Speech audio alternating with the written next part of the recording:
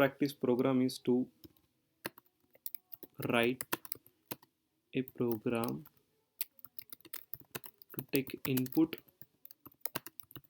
and print it. It's very basic program. So just we are starting learning our practicing our C++ or C. First we are going to practice C, then C++. So our first program is to get the input from the user and just print it. So to do that, first I'm going to give an integer a and scan it, because in C we have to use a scan function to scan an integer. So here I am passing the address of this a to scan from this location, and this will print. So to print, what I have to do, print f %d and a.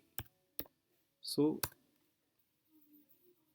in that way we are just scanning the integer and printing it. Okay, now I'm going to run it. You are going to this compiling our program, and I'm going to give here the input as 4 and click enter. Then it will also give the output as 4. Okay, so this is for integer. If I'm using here character, then I have to change here %d to %c. For character we are using here %c. Okay, then again I have running this code. Then I am passing here a character d, because d is an character are something which are anything is can be character. 2 is also character, but it at that time it's not an integer. That means we are writing in a 2 in a single quote. That means it's not an integer, it's an character. D is an character. A to Z, anything you are seeing in your keyboard is the character. That's it. So D is the character. I'm entering it. Then it also gives output as D. Okay. So this is how we are going to work. Now there is one float. So float is for the decimal point.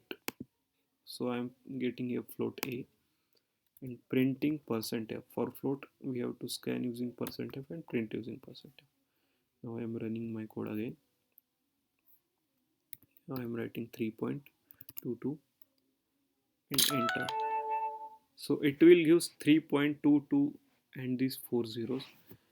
We will see further how to remove or print it up to 2 decimal or remove further decimals. Then you get it what actually happens. Now one thing I want to tell here is that I am writing here integer a, getting through %d in a, but I am printing it as in %c.